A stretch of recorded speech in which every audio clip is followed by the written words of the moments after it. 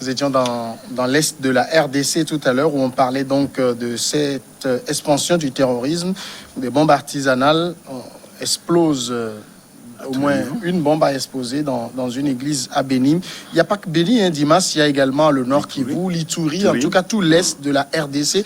Est-ce que cette expansion du terrorisme là-bas n'est pas aussi peut-être pour ces groupes, parce qu'on sait c'est une région également très riche en minerais, une façon de mettre le pouvoir sur d'autres pistes pour que ces richesses puissent continuer à être exploitées par les multinationales qui sont... Le terrorisme au Congo est mené par des États voisins.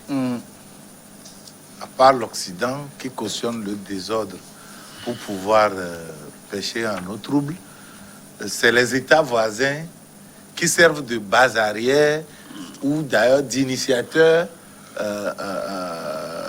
de ces groupes-là, de ces actions-là, pour pouvoir pêcher en eau trouble, eux aussi. Donc, c'est ces États-là qui montent de toutes pièces de ce qu'on appelle les groupes terroristes qui contesteraient le pouvoir central et qui poseraient ces actes-là. Non, c'est des agents, c'est des militaires de ces pays voisins-là, l'Ouganda, le Rwanda et tous les autres, qui mènent des expéditions sur le territoire congolais pour pouvoir piller les réserves, les richesses, les récoltes et fouiner le sol pour arracher des pierres précieuses pour pouvoir s'en nourrir, si je peux parler ainsi. Donc, c'est quelque chose qui est mené par les États voisins. En réalité, c'est une guerre qui ne dit pas son nom, qu'on est en train de livrer à l'État congolais. Mais malheureusement, à ces niveaux-là, l'Union africaine est toujours muette. L'Union africaine devient inefficace, inexistante et elle n'initie rien. C'est-à-dire qu'il n'y a aucune initiative. Absolument rien. Aucune initiative. Absolument rien. Oui. C'est inadmissible. Inadmissible. Hein? Vous voyez des États qui se lèvent pour remettre en cause des frontières des autres États. Du moins, s'ils ne le font pas officiellement, ils le font en acte. Et vous ne dites rien. Aucun sommet n'en parle. Non, c'est inadmissible. Donc, le Congo seul, est-ce que le Congo seul peut s'en sortir? Non, ce n'est pas possible.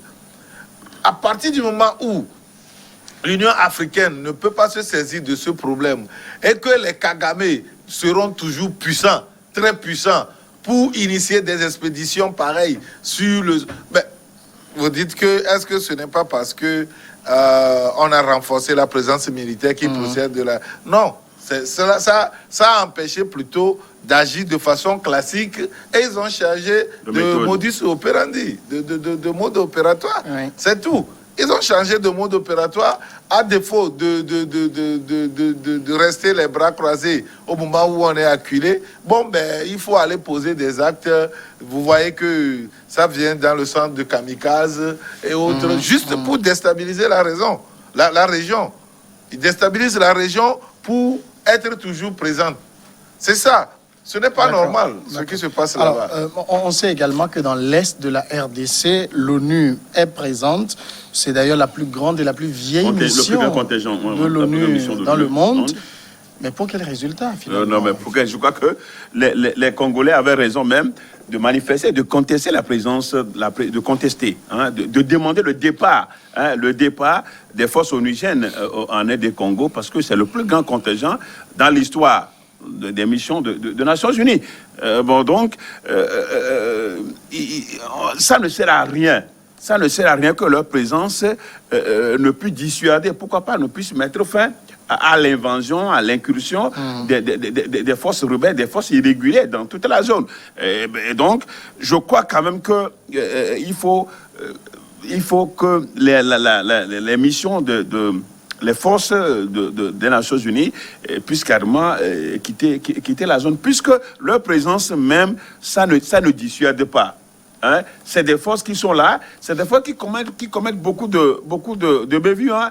Des viols, des choses bizarres qu'on connaît. Donc il y a lieu quand même que l'État congolais congolais puisse à lui seul, enfin c'est ça, c'est ce qu'il est en train de faire, parce que il a décidé de compter sur leur propre force. Et pourquoi pas peut-être faire des lobbying auprès des voisins pour qu'il y ait une mutualisation des énergies pour pouvoir contrecarrer les actions des djihadistes et des forces rebelles. Mais bon, est-ce que officiellement, est-ce que ce sont ces pays qui envoient officiellement des gens sur le territoire? Ils ne le font pas officiellement. Ils ne le font pas officiellement. Est-ce que c'est des choses qui sont connues, connues de ces dirigeants?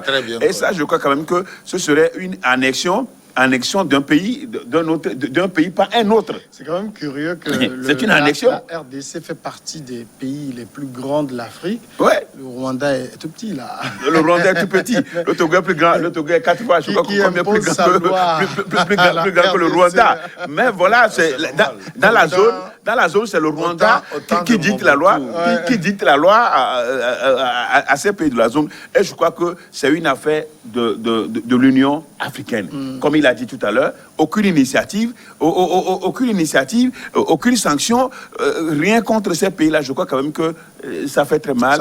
Et le Congo est toujours exposé à ces séries d'attaques qui finiront par se multiplier. L'Afrique du Sud maintenant, on va parler du sort de l'ancien président Jacob Zuma. L'ancien président donc a été condamné à 15 mois de prison ferme par la justice de son pays. La décision a été prononcée aujourd'hui, mardi 29 juin 2021, par la Cour constitutionnelle. Cette décision fait suite au refus persistant de M. Zuma de comparaître devant la commission Zondo. La commission Zondo, elle porte le nom du juge Raymond Zondo, chargé de faire la lumière sur les faits de corruption qui étaient reprochés à l'ex-président, alors que l'enquête avait du mal à avancer suite à l'attitude peu coopérative de l'ancien chef de l'État envers la justice. Eh bien, la Cour constitutionnelle avait rendu en janvier 2021 une décision l'obligeant à comparaître et à ne plus garder le silence. Il n'a pas suivi, du coup, il écope donc de cette peine. Ironie du sort d'Imas, c'est Jacob Zuma lui-même qui a mis en place cette commission. Ça veut dire que le monsieur, très respecté à l'époque par ses collègues, ce qui lui a permis d'accéder au pouvoir au moment où personne ne s'y attendait, parce qu'il a mené des mouvements sociaux, des mouvements travaillistes, et ça lui a permis de gravir les échelons rapidement. Mais c'est vraiment dommage qu'il n'a pas le sens de l'État. Parce qu'un État, c'est un tout. C'est avant et pour tout les institutions de la République. Et que ce soit même un royaume, c'est avant tout les institutions. Alors, quand on met les institutions sur pied, c'est pour respecter les décisions de ces institutions ou de les respecter en tant qu'institution. Et de surcroît, quand c'est soi-même, on l'a mis sur pied soi-même, on a l'obligation de respecter l'institution. C'est vraiment bête de se faire condamner inutilement comme cela. C'est des peines à éviter. C'est-à-dire que quoi? On vous appelle, vous êtes convoqué, allez défendre vos droits. Allez quand même respecter l'institution. Vous savez, un juge qui est devant vous, c'est lui qui décide de votre sort sur la base de la loi. Alors, qu'est-ce qui se passe? La loi prévoit la peine minimale et la peine maximale. Au cas où vous êtes révélé coupable. Maintenant, si vous vous êtes bien comporté devant le juge avec tous les respects qu'il faut, le juge privilégie les circonstances atténuantes évoquées par votre défense. Et juridiquement dit, si vous coopérez. Si vous coopérez. Voilà, si vous coopérez. C'est ça. Mais si vous défiez l'institution, les juges, ils vont vous montrer que, après tout, c'est nous qui décidons. Et donc, on lui demandait simplement de coopérer. Ils se foutent d'eux, de leur gueule. Ils se comportent comme un citoyen archaïque. Et voilà les résultats. C'est des peines à éviter. Vous avez vu Sarkozy, qui ne voulait pas, mais à un moment donné, quand la justice a exigé sa présence, il a dû se déplacer. C'est ça. Vous avez vu que même simple comparution, quand il y a une convocation, refus de se présenter, de comparaître, refus de comparaître, ça peut même vous valoir des sanctions pénales. Oui, on peut aller en prison pour... Ah oui. Et donc, on ne peut pas mettre sur pied des institutions et refuser d'obéir à ces institutions-là. Je ne sais pas qui il veut venir, qui, comment on dit ça, à qui il peut demander de respecter ces institutions quand lui-même, il ne veut pas les respecter. Donc, je pense que c'est des sanctions bêtes qu'on peut éviter. D'accord. Alors, ça fait 15 mois, le juge Sissi Kempempe, qui a lu la décision, dit la Cour constitutionnelle a d'autres possibilités que de conclure que Jacob Zuma est coupable d'outrage à la justice. Je rappelle que Zuma est impétré dans une multitude d'affaires de justice, corruption. Comme disait Dimas, c'est tout bête de se faire condamner pour outrage à la justice. Même l'ancien Premier ministre israélien, en fonction, lorsque son procès s'est ouvert, puisque la loi israélienne fait obligation à l'accusé d'être présent à l'ouverture du procès, Premier ministre, mais il est allé à l'ouverture du procès. Donc, vous savez, tout ça, c'est la culture. L'Occident comprend bien, c'est la culture occidentale. Ah, l'Israël, c'est l'Orient, hein? Non, bien sûr, mais bon, c'est l'Orient. Bon, c'est vrai que c'est la pratique occidentale. C'est la pratique occidentale. Et donc, du coup, il a évoqué tout à l'heure Sarkozy. Est-ce qu'il y a un statut d'ancien président, qui lui permet de ne pas comparaître? Il n'y en a pas en Afrique du Sud non plus. Je pense que ça y est. Mais non, le statut ne lui permet pas. À un moment donné, on lève. On peut lever cette immunité-là. Oui, bien sûr. On peut t'obliger. Et je pense que la Cour constitutionnelle lui a demandé de comparaître. Donc, voilà un peu la situation. Et je crois que le président mauritanien aussi, c'est ce qu'il paye également. L'ancien président mauritanien aussi est dans le refus de ne pas comparaître. Je crois que il faut respecter le respect aux institutions de toutes les façons. La justice. Moi, je n'ai jamais refusé aucune convocation. Je comparais toujours. Je comparais toujours à toutes les convocations, que ce soit au niveau de SCRIC, que ce soit au niveau de la justice. Je suis toujours présent. Et je crois que je suis fier de le faire chaque fois que je me présente, parce que c'est l'occasion pour moi de me défendre. Moi, j'avais refusé une. De me défendre. Moi, je n'ai jamais refusé. Et je crois quand même que ça doit être tous les citoyens. Quand on vous convoque, que ce soit au niveau de la gendarmerie, au niveau de la police, au niveau du tribunal, il faut toujours comparaître. Le fait de refuser, de ne pas comparaître, déjà, c'est comme si vous vous reprochez quelque chose. Et du coup, la loi donne la force au juge de pouvoir vous sanctionner. Et c'est ce que le Golden Show Boy, c'est ça là, le Golden Show Boy est en train de payer. Et ce n'est pas non, c'est pas un bon exemple. C'est pas un bon exemple pour lui en tant qu'ancien. Et surtout que cette commission, je crois que tout ce qui a été mis en place par lui. Donc il aurait bien fait de se présenter, puisqu'il est pétré, il est dans beaucoup de dossiers, mais il faut éviter les 15 mois là de prison. C'est bête. Là, c'est impossible qu'il évite, parce qu'il est toujours dans sa résidence privée dans le KwaZulu-Natal. Il a jusqu'à dimanche pour se présenter et être déposé à la prison. Alors, je sais qu'il a encore beaucoup de partisans au sein de l'ANC. Ça ne suffit pas. Il promet faire de la résistance. Non, aussi. Ça ne suffit pas. Il sera arrêté. Ça, c'est le Zoulou qui parle là. C'est le Zoulou qui parle, oui, mais le Zoulou, c'est aussi le respect. Je pense que le Zoulou n'est pas au-dessus de la loi. C'est un peuple qui a connu la royauté et doit savoir que le respect au roi, le roi mérite du respect.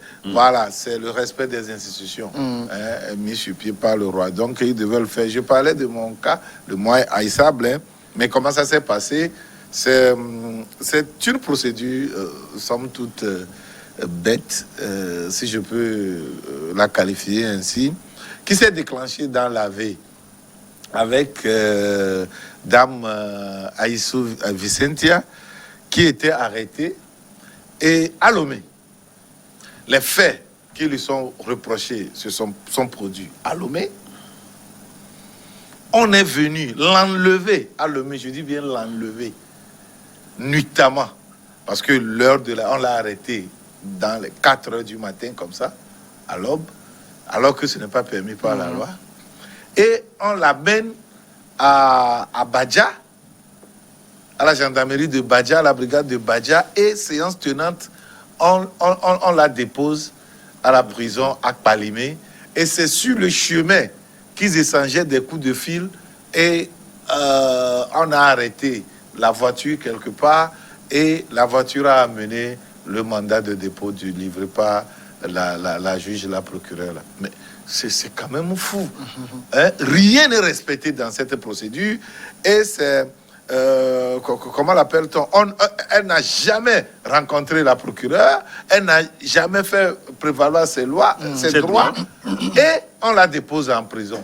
Et c'est là où le commandant de compagnie prend son téléphone pour m'appeler, moi, à Lomé, de venir comparaître à la brigade de Badja devant la police judiciaire qui est là-bas. Je dis, mais vous tombez sur la tête là, qu'est-ce qui vous arrive? Que faites-vous de la compétence territoriale des juridictions? Je suis à Lomé. Les faits que vous reprochez à la dame se sont produits à Lomé. Vous voulez m'appeler comme témoin ou quoi que ce soit, mais vous venez à Lomé. Mais moi, je suis à Lomé, vous voulez que j'aille me faire dans une autre juridiction? Ça veut dire quoi? J'ai refusé. J'ai dit, Lomé aussi a une juridiction. Il y a des juges à Lomé. Venez me convoquer devant les juges dont je suis du ressort, je relève du ressort territorial. Et là, je peux répondre. Eh bien, donc, c'est ça. Je n'ai pas refusé une comparaison directe devant la justice, mais il viole mes droits. Et je ne peux pas être complice de cette violation-là. Et je leur ai demandé, et la procédure est arrêtée comme ça. Il peut arriver que des gens violent visiblement. C'est comme toi, un député. Tu as l'immunité parlementaire. Et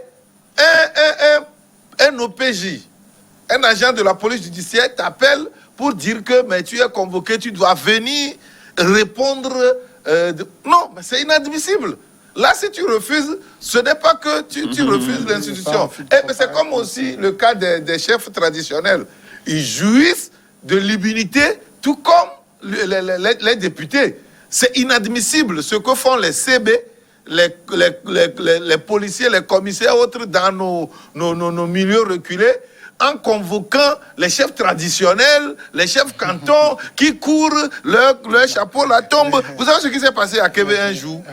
On a convoqué, un gendarme convoque un chef canton. Le chef canton arrive à la brigade, tout paniqué. Il lui dit, avant de lui parler, il doit enlever son bonnet royal de la tête. Vous imaginez? Mais voilà, c'est ce qui se passe. C'est des faits de société. Alors, c'est inadmissible. Moi, je réponds tellement aux convocations que je me rappelle, un jour, on m'appelle, le directeur de la DPJ m'appelle au téléphone, hein. Je suis allé et puis on me dépose à la prison. On m'appelle au téléphone, pas en convocation. On m'appelle, je me présente et puis on me dépose à la prison civile. Oui, ce n'est pas non, au téléphone, en principe. Il y a quand même quelque chose qui attire l'attention dans la procédure, c'est cette extraordinaire indépendance de la justice sud-africaine. Oui, il faut le reconnaître, parce qu'il y a des juges qui agissent là-bas selon leurs compétences territoriales. D'ailleurs, je rappelle que dans cette même affaire, le président actuel est convoqué. Donc, je crois quand même que c'est ça aussi la force. C'est ce qui intéresse. C'est ce qui intéresse et qui met la justice dans son rôle. Elle joue son rôle. Et quand la justice joue son rôle, tous les citoyens sont égaux, jusqu'au sommet de l'État. C'est très important. Personne n'est intouchable. Ce n'est pas dans les autres pays où les gens sont intouchables. On peut convoquer, les gens ne répondent pas. On peut, comme dossier ne répondent pas, on leur applique la loi. Ce n'est pas comme ça en Afrique du Sud. C'est pourquoi il est intéressant, ce dossier est très intéressant. Et Zouma aussi le sait très bien que les juges sont indépendants. Zouma le sait très bien que l'instrumentalisation de la justice, c'est vrai que dans aucun pays du monde, même des fois aux États-Unis. Hein, pas même des fois. Pourquoi vous dites des fois?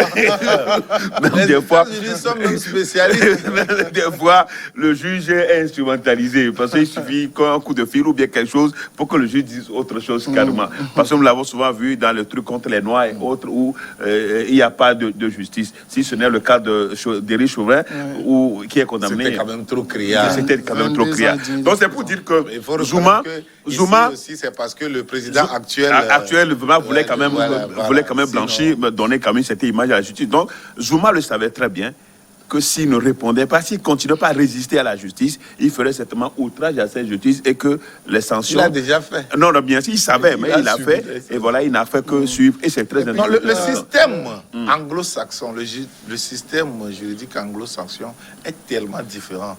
C'est tellement conçu pour pouvoir donner une certaine marge de liberté aux juges. Dans ces systèmes, vous allez voir un certain nombre de juges qui sont élus. C'est des juges qui sont élus et non pas nommés. À partir du moment où vous nommez quelqu'un, vous le tenez en laisse. C'est ça. Et il a l'obligation de résultat vis-à-vis de... Et des fois de la soumission. Mais bien sûr. Soumission au détriment de la loi. Il veut protéger son poste avant tout. Mais... si la personne est élue, ben, elle va penser à sa base. Il tire sa légitimité, du peuple. Et il veut bien faire.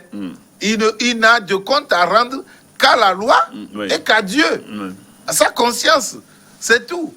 Mais donc, c'est le système anglo-saxon. Et même des fois, vous le voyez prêter serment, vraiment prêter serment. Et les anglo-saxons pensent que, ou les anglophones, pense que la justice procède de Dieu, que le juge est pratiquement considéré comme le représentant de Dieu sur terre pour pouvoir. C'est pour cela que vous voyez ce qu'ils mettent sur la tête. C'est blanc.